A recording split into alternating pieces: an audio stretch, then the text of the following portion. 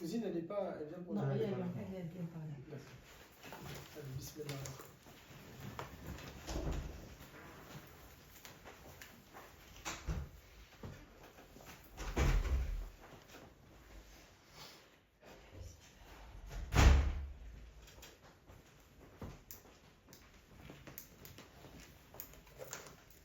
Je dirais d'accord, c'est bon.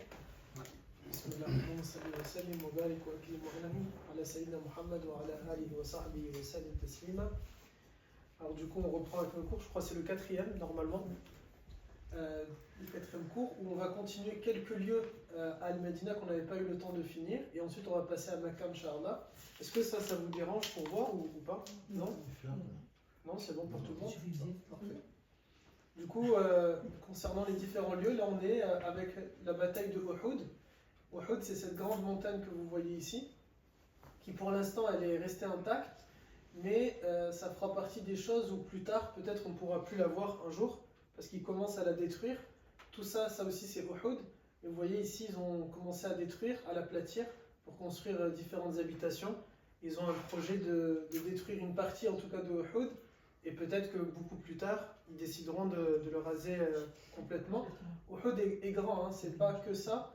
C'est une montagne, c'est toute une chaîne de montagnes qui est de cette manière-là. Ici aussi, c'est Uhud. Mais là où c'est le cœur de Uhud, où le prophète alayhi salam a été, ça se passe vraiment dans cet endroit qui est ici, qui pour l'instant est préservé. Et on verra pendant combien de temps. Quand on parle de Uhud, on parle de plusieurs éléments.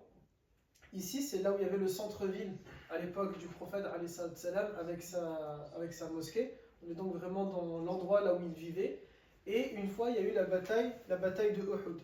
La bataille de Uhud, elle a lieu en l'an 2 à peu près, en l'an 3 de l'islam. C'est une année après la bataille de Badr, qui est la première bataille du prophète alayhi salam avec les Quraysh. Le prophète va gagner la bataille de Badr. Les Qurayshites, ils ont envie de prendre leur vengeance. Ils sont frustrés à l'idée d'avoir été gagnés par le prophète. Et donc, ils lui donnent rendez-vous à Uhud. À l'époque, vous savez, quand il y a l'armée, elle ne vient pas forcément dans la ville, mais ils vont se donner rendez-vous dans un endroit, ils vont se faire la guerre dans cet endroit-là, et ensuite, une fois que le drapeau de l'adversaire y tombe, ça veut dire que l'armée a gagné, et puis ensuite chacun rentre chez soi et il récupère des prisonniers. Ils vont donc se donner rendez-vous ici à Uhud, et le prophète va traverser alayhi salam avec les compagnons donc, du centre-ville, il va sortir directement vers Uhud. Quand il sort vers Uhud, il y a beaucoup de compagnons qui veulent être présents, beaucoup de sahaba viennent avec lui, et lui il ne va pas vérifier l'armée, il y a qui à l'intérieur, il faut partir dans la précipitation, parce que Quraysh n'est pas loin d'arriver, et il faut arriver le premier au campement, de manière à prendre les meilleures positions. Il va avancer, et il va aller jusqu'à Masjid Shaykhan, qui est ici, et arrivé à Masjid Shaykhan, je vous mets juste quelques photos de Masjid Shaykhan, qui est une mosquée qui a gardé son jus de l'époque. Donc c'est cette mosquée-là. Vous l'avez comme ça de l'extérieur. Et on va mettre peut-être, est-ce qu'il y a d'autres photos ici? Hop. Il n'y en a pas tant que ça. Ça, c'est pas Masjid Shaykhan, ils l'ont mis avec. Vous avez ça. Donc je vous avais, il me semble, envoyé quelques photos la dernière fois. Donc dans Masjid Shaykhan, le prophète alayhi salam, c'est ici où il va s'arrêter avec les compagnons. Et à cet endroit-là, il va vérifier qui parmi les sahaba est sorti pour faire la bataille de Uhud avec lui. Et c'est là où il va se rendre compte qu'il y a plusieurs jeunes, il y a des adolescents qui ont moins que 15 ans, qui ont voulu sortir avec lui pour combattre.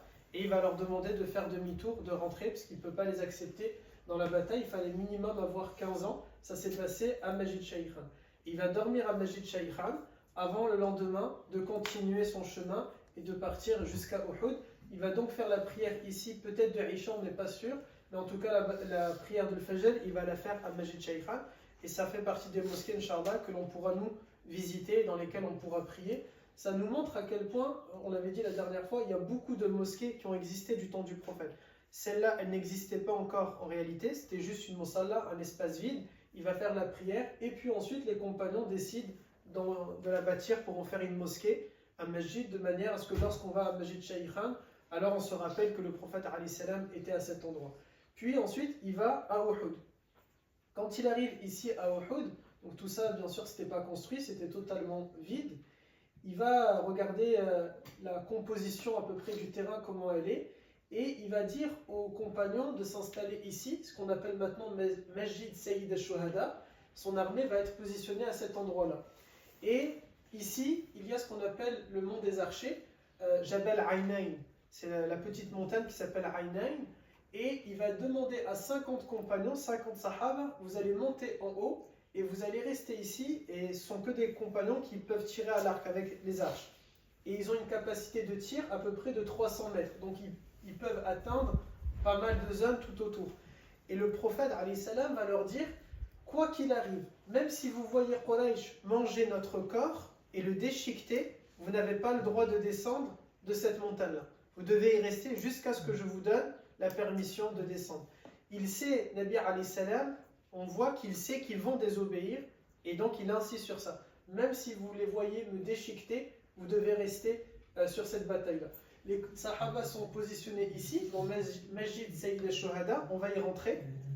Et Masjid Sayyid al-Shuhada, c'est une grande mosquée. Vous allez voir quand on y sera, je ne sais pas s'il y a quelques images là, on voit à quel point vraiment c'est assez grand comme mosquée, parce que c'était ce que les compagnons étaient positionnés à l'intérieur, et donc forcément c'est une très grande zone, vous voyez, elle est assez grande. Alors c'est pas pile poil la délimitation du campement du prophète et des compagnons, mais à peu près, grosso modo, c'est cette zone-là. Et donc ils sont positionnés à cet endroit. Je vais juste enlever ce qu'il y a sur le côté. Et les Quraysh, ils vont eux être situés à peu près ici. Je ne sais pas si vous arrivez tous à voir avec la flèche ou pas, sinon je peux me lever, peut-être que ça sera un peu mieux. Donc les Quraysh, ils vont être ici. Nabi alayhi salam et les Sahaba, ils vont être ici.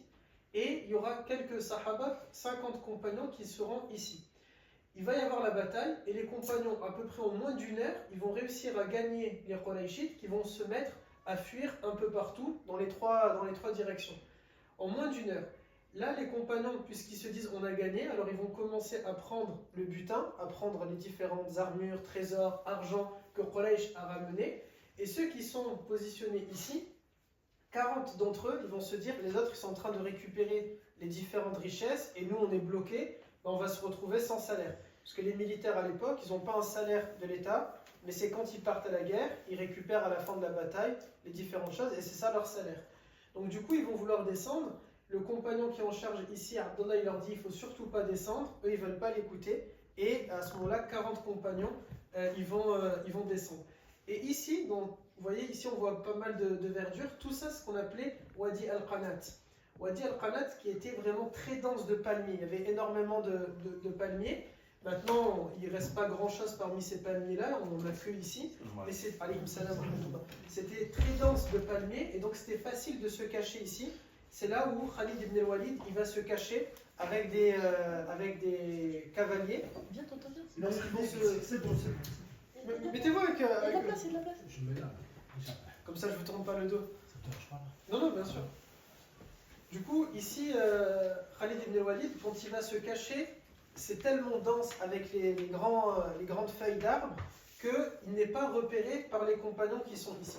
Par contre, lui, Khalid, il les repère, il les voit. Quand il voit qu'ils descendent, alors Khalid, avec son armée de cavaliers, ils vont venir encercler ici les compagnons par derrière. Les Sahaba se retrouvent ici au milieu.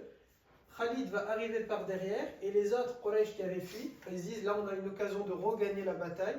Et ils vont revenir et c'est ici dans cette esplanade-là qu'un massacre aura lieu des compagnons, puisqu'ils vont se prendre en étau, par devant et par derrière, par les Qurayshites. Et ça, c'est à cause de la désobéissance des Sahaba qu'il y avait ici. Alors bien sûr, ils ont le pardon de Allah Ta'ala. Allah Azza wa Jal, d'ailleurs, il ne parle pas, nous, en temps normal, on parle de la bataille de Uhud en disant on a perdu cette bataille, mais Allah Azza wa Jal, dans le Coran, il ne parle pas de bataille, de perte, pardon. Il parle de qarh. Qarh, ça veut dire c'est une blessure.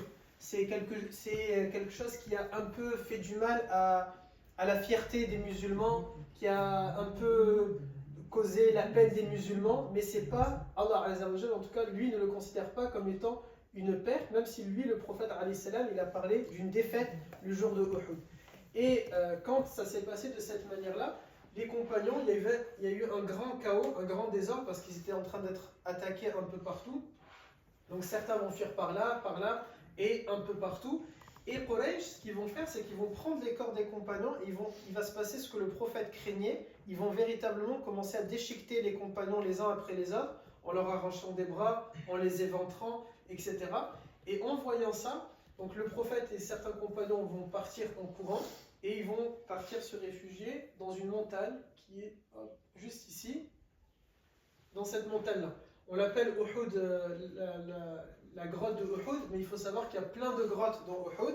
Donc il y a une divergence, c'est pas tout le monde qui est d'accord pour dire que c'est exactement celle-ci, mais l'avis le plus probable, c'est que si il s'agit de celle-là, il me semble qu'il y a des images. Hop, si je vous montre. Alors elle est fermée maintenant la montagne. Je ne sais pas si vous avez à repérer, on voit que ça a été cimenté, vous voyez ? Pourquoi ça a été cimenté? Il y a des barrières tout autour, parce que les gens avaient tendance à monter pour voir depuis l'intérieur, mais maintenant ils ont mis du ciment. Donc nous, Inch'Allah, il est prévu qu'on puisse y aller pour la voir depuis l'extérieur, et on aura cette vision-là, exactement la même que sur la photo. Donc le prophète alayhi salam va se mettre à cet endroit-là, et là vous verrez, c'est assez en hauteur. Donc du coup, comme il est en hauteur, il n'y a pas toutes les constructions qu'il y a maintenant, il va voir au loin des compagnons prendre le corps de leurs frères, de leurs cousins, et courir avec, de peur que Quraysh est en train de les déchiqueter. Le prophète alayhi salam va ordonner à des compagnons de sortir de la grotte, malgré que devant la grotte, il y a beaucoup de Quraysh qui sont devant en train d'essayer de tirer sur le prophète alayhi salam, qui lui est en retrait. Il va demander à des compagnons de sortir pour aller donner l'ordre à tout le monde, vous n'avez pas le droit de toucher les corps. Laissez-les à l'endroit où ils sont, car les martyrs sont censés normalement être enterrés à l'endroit où ils meurent, comme pour les prophètes. Du coup, normalement, à l'époque, il y avait tout le long, donc si le centre-ville de Médine est ici, il y avait tout le long de cette route-là, plein de qubba, plein d'endroits où il y avait des sahaba qui étaient enterrés, mais dans les années 1940, Ibn Saoud, qui était à ce moment-là le roi de l'Arabie Saoudite, le fondateur de l'Arabie Saoudite, a décidé de raser toutes les qubba, de prendre le corps des compagnons, il les a déterrés, enfin lui, il a ordonné qu'on les déterre, et il les a fait enterrer à Baqi' al-Gharqad. Mais quelques compagnons, par contre, qui eux n'avaient pas été pris par les autres compagnons, seront enterrés ici, à ce qu'on appelle Sayyid al-Shuhada, le cimetière des martyrs. On l'appelle Sayyid al-Shuhada, le prince des martyrs, parce qu'on fait référence ici à Hamza, qui est l'oncle du prophète alayhi salam, et qui a été enterré dans cet endroit. Il est enterré avec 70 compagnons. Il y a eu 85 morts chez les compagnons à cette bataille. Et voilà la tombe de Hamza, elle est située ici. Dans tout cet endroit-là, il y a 70 compagnons, mais on ne sait pas exactement à quel endroit. Il n'y a aucune trace maintenant, c'est totalement plat, donc on n'a aucun moyen de savoir. Contrairement à Baqi', où on a au moins une pierre devant, ou deux pierres, une devant, une derrière, donc on sait qu'il y a des corps. À Sayyid al-Shuhada, c'est totalement plat, c'est-à-dire on ne sait pas du tout où sont les sahaba, donc on n'est même pas sûr qu'il y a vraiment 70 sahaba à l'intérieur, peut-être 50, peut-être 40, peut-être 60, on ne sait pas. Le seul qu'on sait exactement, c'est Hamza, puisqu'ils ont mis un petit encadré autour de lui. Hamza, pour vous donner aussi quelques informations sur lui, il est à la fois Am Rasulullah, il est le frère de son père, mais il est aussi son frère de lait. Ils ont eu la même nourrice, Thuwayba, et aussi ils étaient meilleurs amis. Comme ils n'ont pas beaucoup d'âge d'écart, à peu près maximum 4 ans d'écart entre les deux, donc ils ont grandi ensemble, ils ont joué ensemble, ils étaient très proches l'un de l'autre. Mais avec le temps, chacun a pris un peu son chemin, parce que Nabi alayhi salam, il faisait beaucoup de méditation, il était en rejet avec ce que les Quraysh étaient en train de faire. Lui, il essayait de comprendre qui est Allah Azza wa Jal, donc il se retirait. Par contre, Hamza, c'était quelqu'un qui buvait beaucoup d'alcool, il faisait beaucoup de jeux d'hasard, il allait beaucoup dehors, il faisait la chasse, il était tout le temps dans les jeux, en vadrouille, et donc le chemin entre les deux, ils se sont séparés. Mais malgré cette séparation, malgré qu'ils ne soient pas du tout pareils, Hamza a eu toujours un amour pour le prophète alayhi salam. Il est son oncle, mais aussi son frère, c'était son meilleur ami. Ils ont grandi ensemble, donc ils étaient très attachés l'un à l'autre. Et c'est ça qui va faire que plus tard, Hamza, naturellement, va se convertir à l'islam et va donner un grand soutien au prophète alayhi salatu salam. Quand ensuite le prophète il va finir la bataille de Uhud, donc ils ont perdu malheureusement, où il y a eu cette blessure qu'Allah Ta'ala parle, Al-Qarh. Ensuite, ils vont rentrer vers Médine, et en rentrant vers Médine, le prophète alayhi salam, il va dormir ici à Majid al-Mustarah. Quand il va se reposer à Majid al-Mustarah, donc c'est cette mosquée-là qu'on visitera également, il a eu l'habitude, Nabi alayhi salam, non seulement après Uhud, de dormir dans cet endroit-là à peu près, et aussi à chaque fois qu'il va retourner à Uhud, il va dormir à cet endroit-là. Il va s'arrêter à cet endroit-là, il va au moins marquer une petite sieste. Peut-être 40 minutes, 20 minutes, une demi-heure. Toujours, il va s'arrêter à Majid al-Mustarah. C'est pour ça qu'on l'appelle la mosquée de Mustarah, la mosquée du repos. Parce que le prophète alayhi salam avait l'habitude de s'y reposer à cet endroit. Et Nabi alayhi salam, donc il va dormir ici, et le lendemain, il retourne à Uhud. Quand il retourne à Uhud, c'est pour montrer au Quraysh, j'ai pas peur. Même si hier on a subi une défaite, nous on est encore déterminés, on est là. Mais les Qurayshites, quand ils voient que Nabi alayhi salam il est capable de vouloir revenir, ils ont peur de cette détermination. Et donc ils lui disent, on va revenir l'année prochaine. Comme un peu, pour eux, c'était un peu une charda de chez nous, je veux pas le faire, donc l'année prochaine, on reverra pour ça. Le prophète alayhi salam va les prendre au mot, il garde cette promesse-là qu'ils lui disent, et l'année suivante, un an jour pour jour, il va renvoyer des compagnons à cet endroit-là pour voir est-ce que Quraysh va venir ou pas. Quraysh va envoyer quelques soldats qui eux-mêmes c'était des espions pour essayer de voir est-ce que le prophète a eu peur ou pas, est-ce qu'il a mobilisé des soldats ou pas. Et donc il y aura une petite bataille qu'on appelle Uhud al-Thaniya, la deuxième bataille de Uhud, et il y aura quelques compagnons qui vont mourir, et c'est pour ça qu'ils sont enterrés dans un autre cimetière que souvent les gens ne connaissent pas. Ici, souvent, c'est celui que tout le monde connaît, Saïd al-Shuhada, et juste à côté, il y a le deuxième, qui est le cimetière, il est noté d'ailleurs ici, le cimetière de Shuhada de Uhud 2, dans lequel il y a des compagnons. Alors aujourd'hui, ce cimetière, alors c'est pas celui-ci, ça c'est Saïd al-Shuhada, c'est pas celui-ci, il n'y a pas de photo, ils n'ont pas mis de photo. Aujourd'hui, on peut pas voir le plat des compagnons. Vous voyez, on voit ici un petit carré dans lequel les compagnons ont été enterrés. Et ici, il y a eu d'autres compagnons ensuite, avec le temps, qui ont été enterrés. Mais pareil, ils ont aplati les tombes de manière à ce qu'on ne peut plus les repérer. Donc là aussi, pareil, c'est un endroit qu'on pourra voir. On ne pourra pas voir les tombes directement, mais au moins on sait que des sahaba sont enterrés à cet endroit-là. Voilà pour Saïd al-Shuhada. Est-ce que vous avez des questions pour le Mais du moment? coup, les gens ils marchent dessus quand même? Non, Ah, il y a des murets, oui. Il y a des murets, on ne peut pas y accéder. Ici, en fait, c'est un peu comme ça ce qu'on voit là. Donc on peut voir, on ne peut pas rentrer, mais on peut voir. Ah, oui. Par contre, pour Saïd al-Shuhada al-Thani, là, on ne peut pas du tout voir en fait. Il y a vraiment c'est tout un mur qui est comme ça. Donc à part à escalader, on ne peut pas du tout voir qu'est-ce qu'il y a à l'intérieur. Ça, c'est vraiment les Saoud. Ils ont tout fait pour essayer d'effacer le plus possible. Tout à l'heure, on va basculer sur Makkah et vous verrez. Encore là, on a des traces, vous voyez, on peut voir des choses. À Makkah, c'est beaucoup plus compliqué de s'imaginer les choses parce que c'est vraiment, pour le coup, bien effacé. Ce cimetière-là, ensuite, concernant Saïd al-Shuhada, donc les compagnons avaient été enterrés ici, et à peu près en l'an 46, le calife, le 5e calife de l'islam, Muawiyah, il va se rendre compte qu'il y a eu de grandes inondations qui ont déterré les corps des compagnons. En fait, toute cette région-là, les garçons, ils étaient avec moi quand il pleuvait la deuxième Armada, ils l'ont vu, c'est une région très inondable, Uhud en fait. Uhud est très très inondé. Il y a l'eau, c'est très facile qu'elle monte rapidement.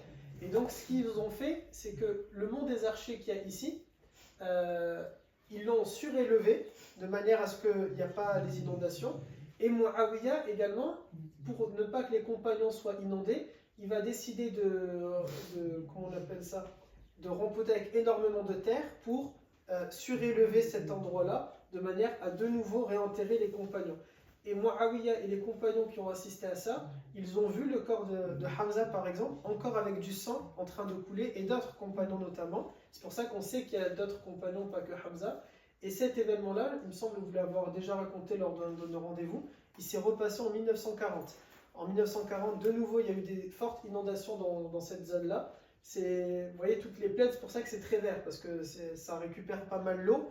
Et il y a de l'eau naturelle aussi qui passe en bas. Donc très vite, il n'y a pas un système d'égout qui est très perfectionné. Donc ça s'inonde vite.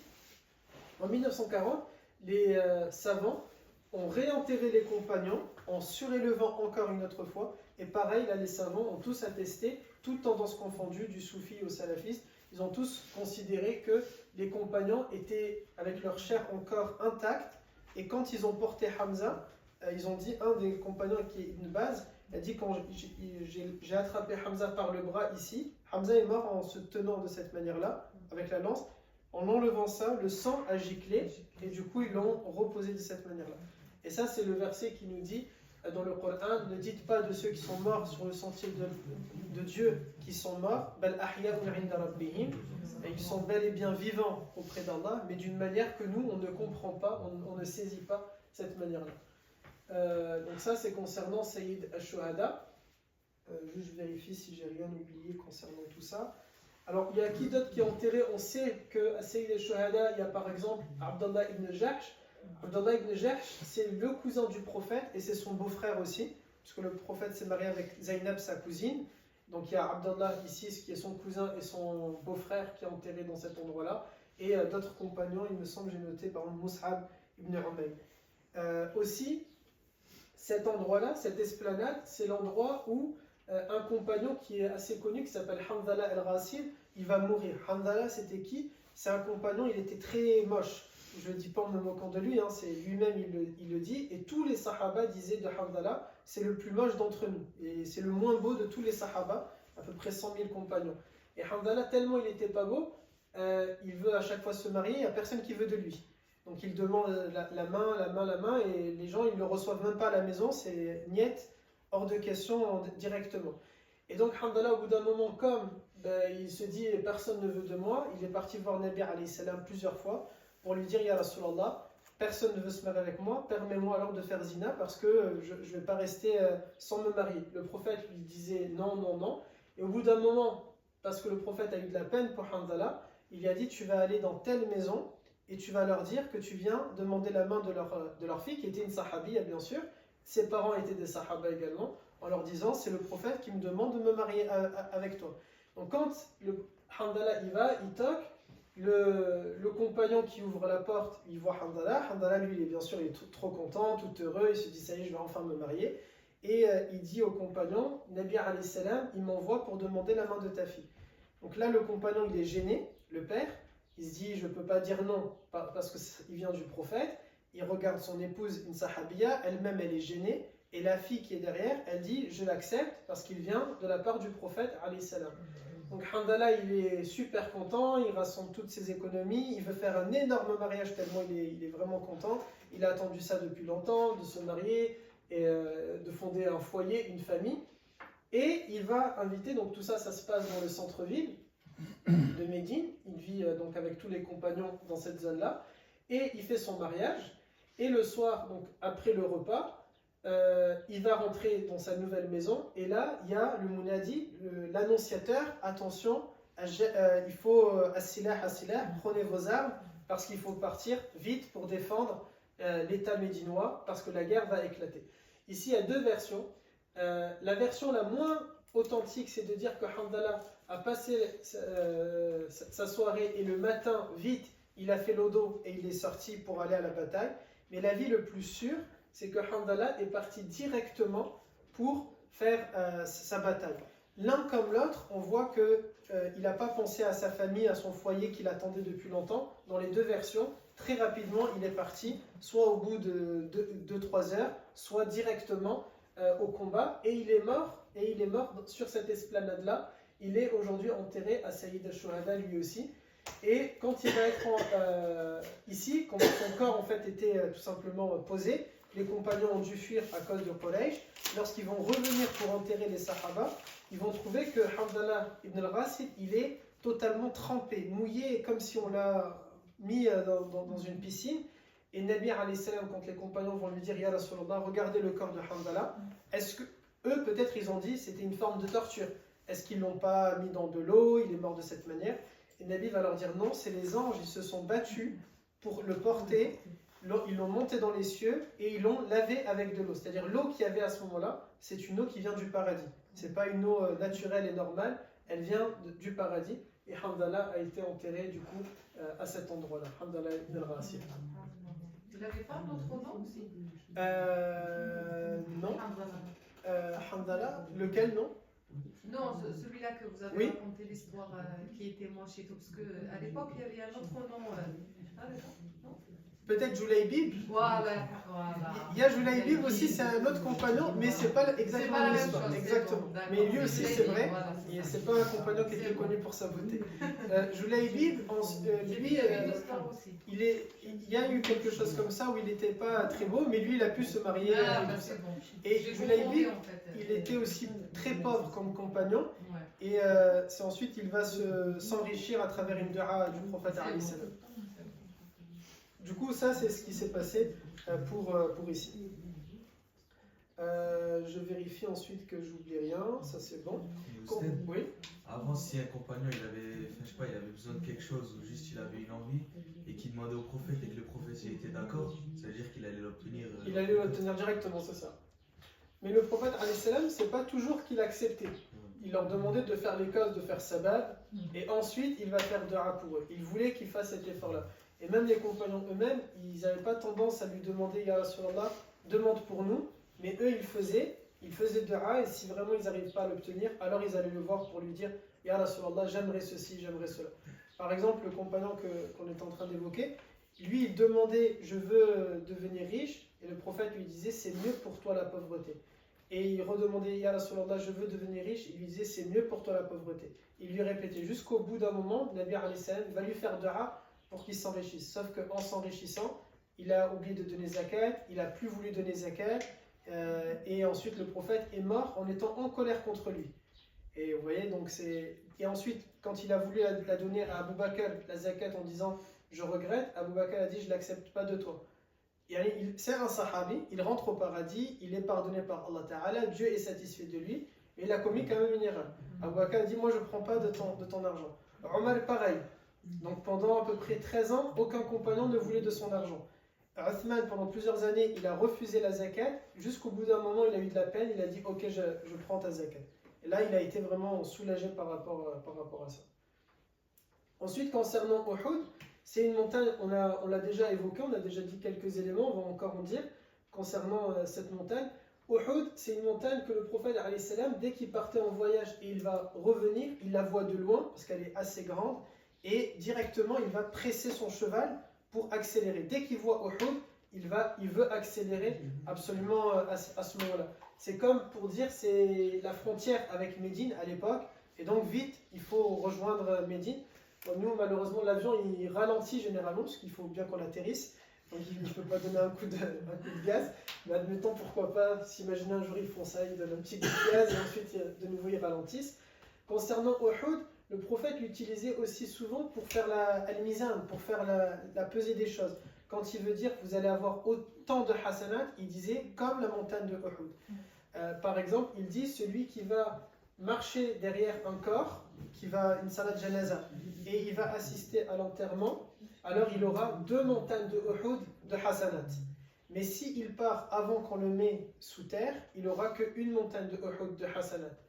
Et une fois le prophète est monté sur Uhud, on ne sait pas à quel endroit ça s'est passé exactement, mais il est monté sur Uhud et Uhud s'est mise à trembler. Alors pourquoi elle s'est mise à trembler? Il faut savoir parce que Al-Madina, ça ne nous est pas encore arrivé pour l'instant. Peut-être quand on sera ensemble, je ne sais pas si vous allez vouloir ou pas. Moi, ça ne me dérange pas. Mais il y a des volcans. Donc, ça veut dire que la terre, elle tremble. Elle peut trembler. On peut sentir que la terre est en train de trembler. Et Uhud s'est mise elle-même à trembler. Et Nabi alayhi salam va dire Ihdaya Uhud, arrête-toi Uhud, parce qu'il y a sur toi un prophète, un Nabi, un Siddiq et 2 shahid.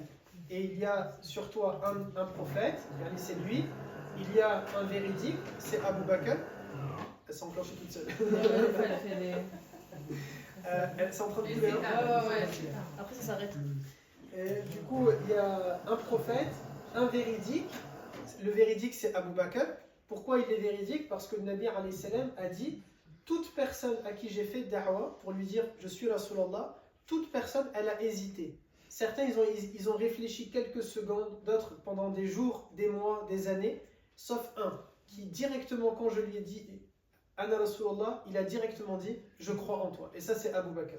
Toute personne, par exemple Khadija radhiyallahu anha, elle a pas hésité longtemps, mais quand il va lui dire, elle a pu peut-être marquer, par exemple quelque chose comme ça. je crois en toi, ya Rasulallah. Vous voyez, c'est instantané, mais il y a une petite chose que Abu Bakr, lui, n'a pas fait. Directement, il a embrassé les mains du prophète, directement, il a cru en lui. C'est pour ça qu'il est Abu Bakr as-Saddiq, celui qui est le véridique, qui a confirmé une parole qui était véridique. Et les deux martyrs, c'est qui? C'est Omar et Uthman. C'est-à-dire, quand ça s'est passé, cette histoire-là, le prophète est avec Abu Bakr, Omar et Uthman. Et il dit devant ces trois compagnons-là, Uhud, calme-toi, parce qu'il y a sur toi un prophète, un véridique et deux martyrs.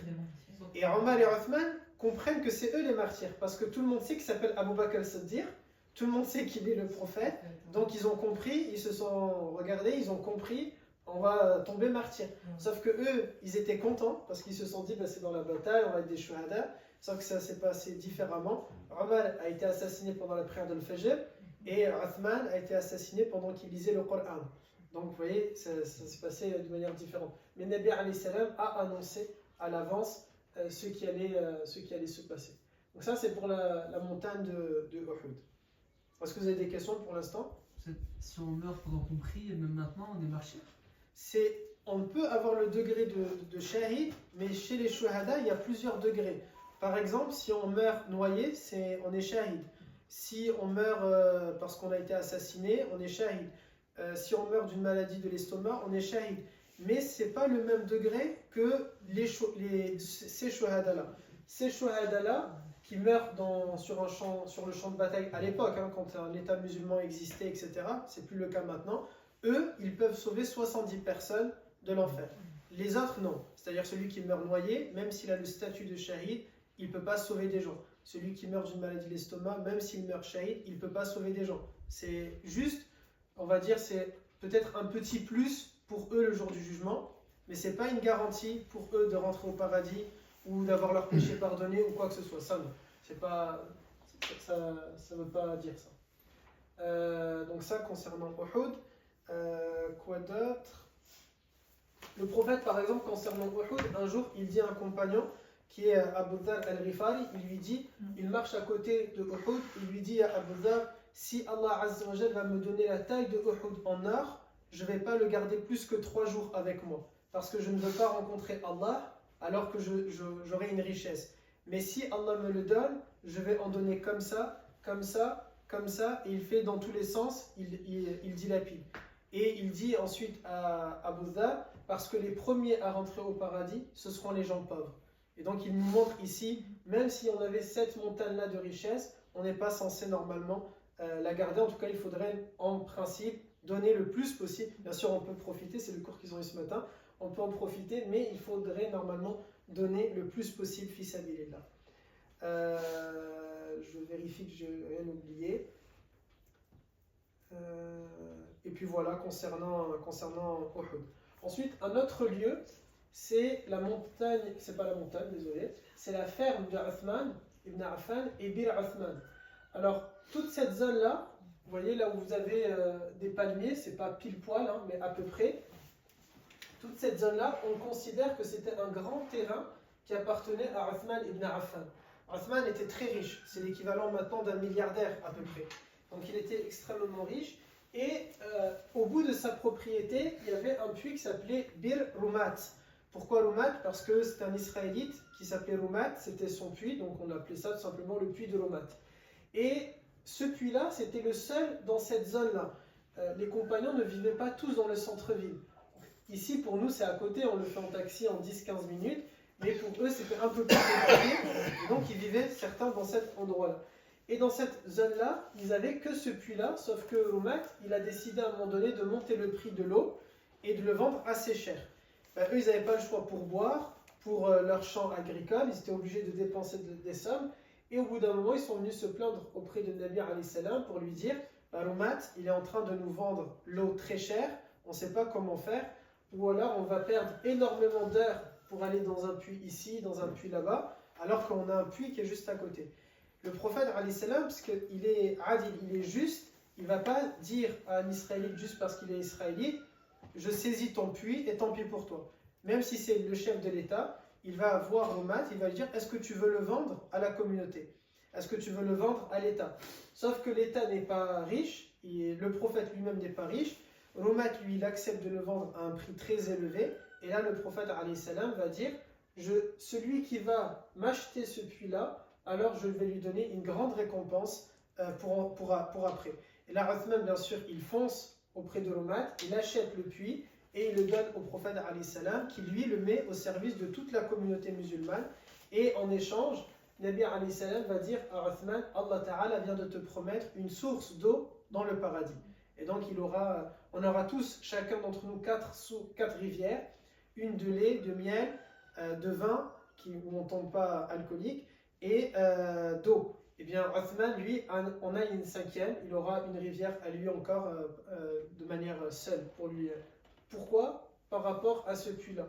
Ce puits-là, il était fermé pendant quelques moments, maintenant il est de nouveau ouvert. Alors je ne sais pas quand nous on ira, est-ce qu'il sera ouvert ou pas, mais s'il est ouvert, on pourra boire de cette eau-là, une eau à laquelle le prophète a bu, une eau dans laquelle le prophète a dit qu'il y aura de la baraka par rapport à ce que Uthman a fait. Et en effet, tous les compagnons qui vivaient autour ont vu leur richesse augmenter, leur plantation donner davantage de fruits. Pourquoi? Parce qu'il y avait la baraka, la ni'ma, par rapport au geste de Uthman, ce qu'il a pu faire. Et vous avez un peu plus loin, ici, hop, la ferme de Uthman. Alors on dit la ferme de Uthman, il ne reste pas grand chose, mais à peu près cette zone-là, on appelle ça le parc de Uthman. Donc il y a quelques plantations que l'on pense, elles peuvent dater du temps de Uthman ibn Affan et donc du temps du prophète alayhi salatu salam, et elles sont toujours là. Soit ce sont les mêmes, soit bien sûr elles sont mortes et c'est leurs nouvelles pousses qui ont poussé et qui ont donné naissance à ces palmiers-là, comme ce qu'on avait vu avec le jardin de Salman au dernier cours. Autre lieu, ça va jusqu'à présent? Sûr? Ouais. Alhamdulillah. Tac. On a Majid al-Qiblatayn. Alors, Majid al-Qiblatayn qui est juste ici. Donc, Majid al-Qiblatayn, son histoire, c'est que, à l'origine, lorsque Allah Ta'ala a créé les cieux et la terre, il a fait que tous les prophètes, leur Qibla, c'était Makkah. On sait qu'il y a eu à peu près 124 000 prophètes. Tous les prophètes ont fait le Hajj ou la Umrah. Tous les prophètes, de manière certaine, il n'y a aucun doute par rapport à ça. Puisqu'on sait qu'ils ont tous fait le Hajj ou la Umrah, ça signifie qu'en réalité, elle existait la Kaaba avant Ibrahim alayhi salam. C'est pour ça que Allah Ta'ala dans le Coran, il dit à Sayyidina Ibrahim de ne pas construire, mais de irfa, d'élever les fondations.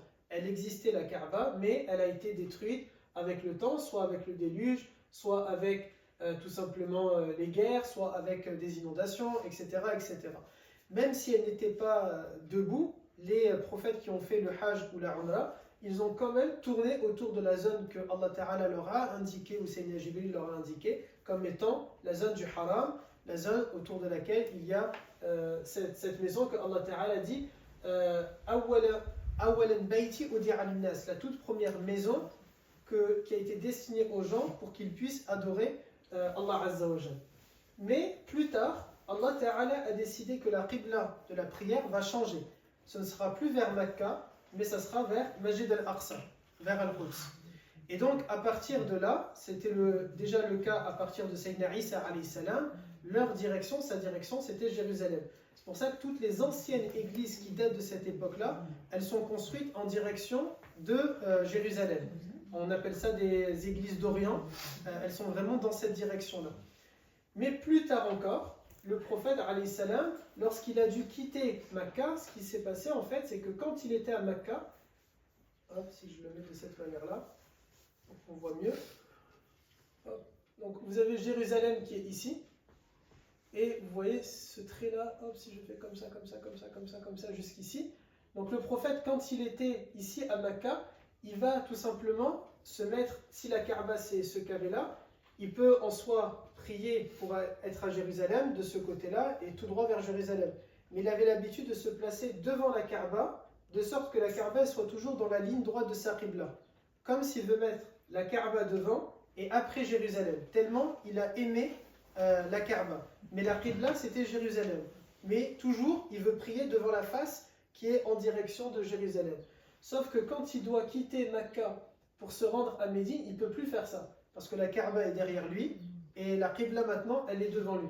Et donc le prophète alayhi salam a gardé toujours quelque chose dans son cœur, de la tristesse, de la peine, et il avait toujours l'habitude de regarder en direction de Mecca.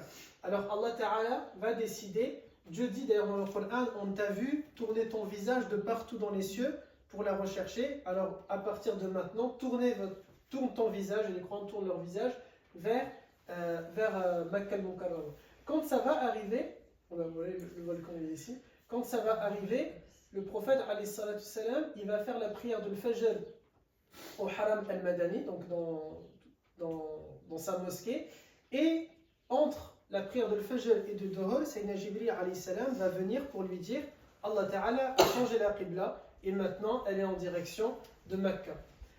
Le prophète alayhi salam, il arrive pour faire la prière de Dhuhr, et là maintenant il va dire aux compagnons il faut qu'on change. Et jusqu'à maintenant, donc ça c'est un endroit que je vous montrerai quand on va voir la mosquée du prophète en 3D, parce que vous les femmes vous pourrez y accéder normalement après le Fajr et après la prière de Isha, on vous laisse cet accès-là, il laisse les femmes y entrer. Donc vous aurez la zone où l'ancienne Qibla à peu près elle était. Vous pourrez voir différentes colonnes, je vous montrerai, et donc c'est à peu près dans cette zone-là. Et nous les hommes, on aura un peu plus, désolé, d'occasion que les femmes de pouvoir voir cet endroit-là. Il vous a fait un geste comme ça, c'est votre problème, dans lequel on pourra voir où il y avait la première Qibla du prophète. Il va donc changer cette Qibla-là et aller au bout de la mosquée pour maintenant prier en direction de Mecca al-Mukarrama. Quand il va se passer ça, un compagnon qui est présent et qui vient de la tribu des Banu Salama, il dit au prophète, il questionne comment ça se fait, tout le monde lui demande. Nabi alayhi salam, il leur explique, Allah Ta'ala a changé la Qibla, lui il est très content. Et ce compagnon des Banu Salama, il va aller dans sa tribu, qui vivent ici. Vous vous souvenez, on avait dit, c'est comme des douars, ils vivent à peu près en famille. Et hop, je me suis perdu. Merci. Ah ouais, parfait. Donc du coup, il va venir jusqu'ici et il va trouver les compagnons, donc sa famille musulmane, il va les trouver en train de faire la prière de la Asr. Et ils étaient assis en direction, eux, de Jérusalem, au moment de faire la Tahiyyat, et ils rentrent dans la mosquée et il leur dit, la Qibla a changé, c'est de l'autre côté, c'est vers Mecca. Et donc là, l'imam va se lever, tous les compagnons vont se lever, ils sont toujours en salat, ils ne coupent pas la prière, ils se retournent tous, l'imam traverse les rangées, il se met juste devant eux et ils finissent leur prière à ce moment-là. C'est pour ça qu'on appelle ça Masjid al-Qiblatayn. C'est la seule mosquée où il y a eu une prière de 4 rak'a qui s'est faite pile poil, 2 rak'a vers Al-Aqsa et 2 rak'a vers Masjid al-Haram al-Makki. Ils ont laissé un petit symbole sur le toit pour montrer l'ancienne Qibla où est-ce qu'elle était à l'époque. Mais ce n'est pas le prophète, lui, le prophète alayhi salam a prié Fajr vers Al-Aqsa, Dhuhr vers Mecca, mais c'est les compagnons qui étaient dans cet endroit-là qui, eux, ont prié dans les deux directions. Et voilà pourquoi on appelle ça maintenant Masjid al-Qiblatayn. À l'époque, c'était Masjid Banu Salama. C'était la mosquée des Banu Salama, cette tribu qui était ici. Et ensuite, c'est devenu depuis ce jour-là Masjid al-Qiblatayn. Il nous reste encore un peu de temps avant la petite pause. Ça va, hein, jusqu'ici, je ne vais pas trop vite. Sûr. Vous êtes studieux, enfin, c'est pour ça. Un message. Je vois ça. Toujours concernant Masjid al-Qiblatayn, ce qu'il y a eu en fait comme changement, pourquoi il y a eu ce changement? Le changement, il a eu pour plusieurs raisons. Tout d'abord parce que le prophète alayhi salam, il voulait, il espérait. Et souvent, quand Jibril alayhi salam, il venait avec des ayats pour lui réciter le Coran, Nabi alayhi salam, il disait, Ya Jibril, est-ce que Allah t'a demandé qu'on prie maintenant vers Mecca? Et Jibril alayhi salam, il lui disait toujours, moi je ne peux rien demander à Allah. C'est toi son bien-aimé, c'est toi qui es Mohammed, c'est toi qui dois lui demander. Sauf que le prophète ne voulait pas demander. Il espérait, mais il ne voulait pas demander. Jusqu'à un moment donné, le prophète alayhi salam a fait dua, il a demandé et Allah Azza wa Jal l'a exaucé. Ça, c'est la première raison pourquoi on a changé. La deuxième raison qu'on a changé, c'est pour retourner vers l'origine, vers la nature des choses, comme les prophètes avant lui, où tout le monde priait vers Mecca. C'est un retour naturel dans l'ordre des choses. Troisièmement, quand le prophète est arrivé à Médine, il a trouvé 3 grandes tribus, 4 en réalité, mais 3 qui vivaient à Médine, 3 tribus juives. Banu Quraïda, Banu Qaynuqa, et une autre que j'oublie souvent. les Banu Nadir. Et le prophète, alayhi salam, il a essayé de faire avec eux beaucoup de dialogues, que ce soit la paix, de discuter avec eux. Et il a beaucoup insisté sur les points communs des deux religions. Il insistait beaucoup. Bah, vous avez ça, nous aussi on a ça. Vous avez Ashura, nous aussi on a Ashura. Énormément. Il insistait énormément sur les points communs. Sauf que ces trois communautés, elles ont essayé de tout faire pour jouer sur ces ressemblances-là. Ils allaient voir les compagnons et ils disaient, bah, puisque c'est pareil, pourquoi vous avez besoin de le suivre? Autant que vous restez israélites, suivez notre religion à nous, et c'est plus simple.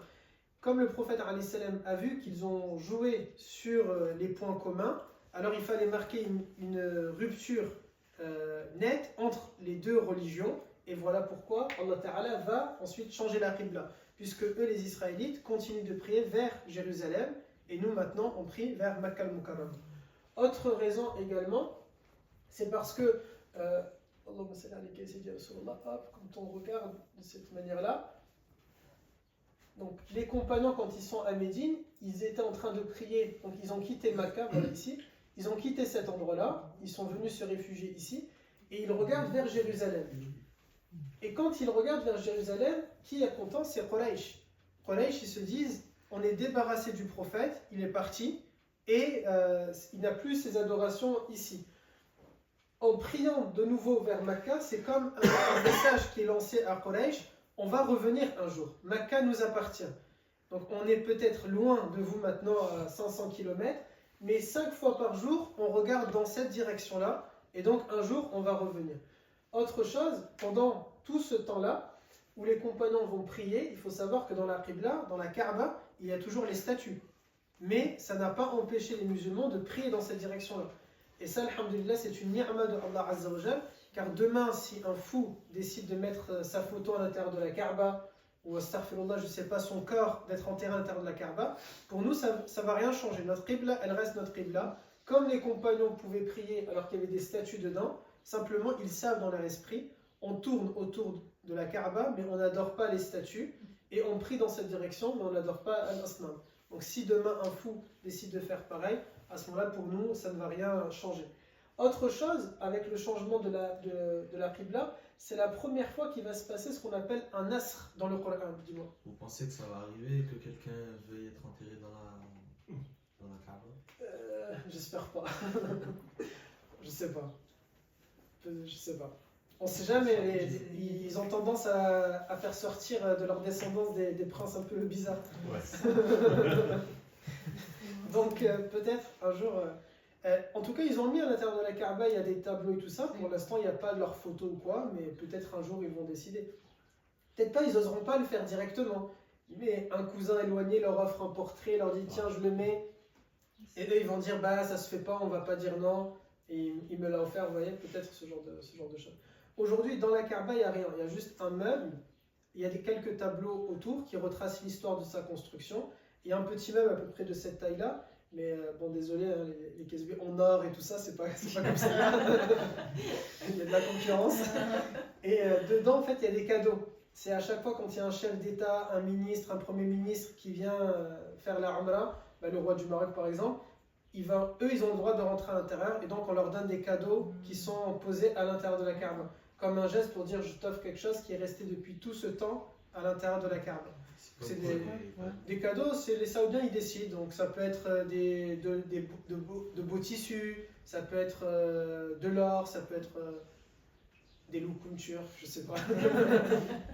Honnêtement, je sais pas du tout qu'est-ce qu'ils offrent, mais je sais qu'ils ont un meuble, c'est le meuble des cadeaux. Et je pense que forcément c'est des choses de qualité parce que c'est destiné à des gens pas comme nous malheureusement.